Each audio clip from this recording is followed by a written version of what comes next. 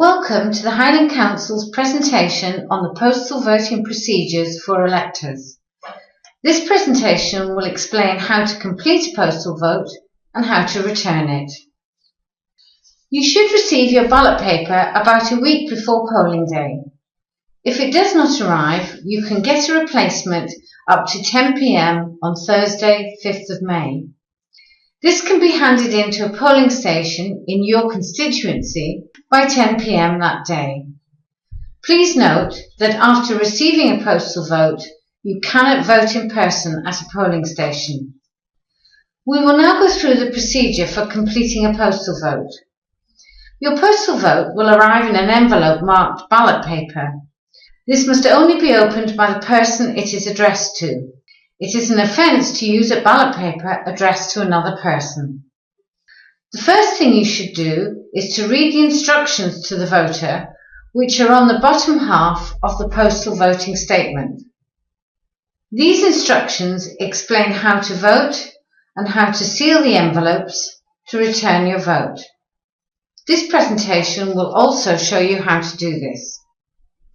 The next step is to check that the ballot paper number on the postal voting statement, in this example 004971, matches the number on the back of the ballot papers. Next, you must provide your signature and date of birth. If you do not, the postal voting statement will be invalid and your vote will not be counted. Use black ink and write your date of birth, day, month and year in the boxes provided, then sign in the box below. Make sure that you keep your signature within the border. Here is an example of a postal voting statement with a completed date of birth and signature. Remember that by signing you are confirming that you are the person that the ballot paper was sent to. You must not vote using a ballot paper that is not addressed to you or interfere with another voter's ballot paper. Voters in this election have two ballot papers. The lilac one is for the constituency and the peach one is for the Highlands and Islands region. The voting instructions are given at the top of each ballot paper. On the lilac constituency ballot paper, voters are asked to place a cross next to the candidate of their choice. On the peach regional ballot paper, voters are asked to place a cross next to the party or individual candidate of their choice. If you make a mistake on your ballot paper, you can correct it, as long as it is obvious which your choice is.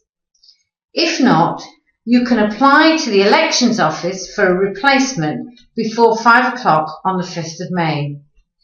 You must return your original postal ballot or remains of it before you can have a replacement postal ballot. The helpline number will be in the instructions on the postal voting statement. If you need help voting, the person helping you must not tell anyone how you voted. Once you have voted on each of the ballot papers, fold the ballot papers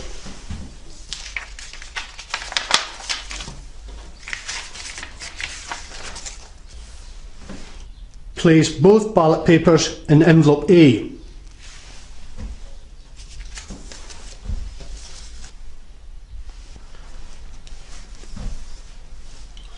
Moisten and seal envelope A.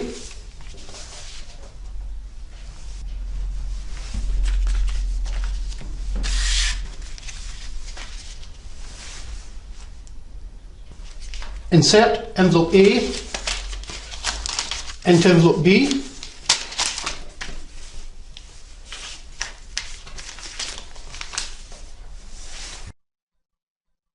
Finally, please make sure the return address to the returning officer shows through the window of envelope B. We hope that you found this presentation on how to complete a postal vote useful. If you would like any further advice, you can see our elections webpage on this address.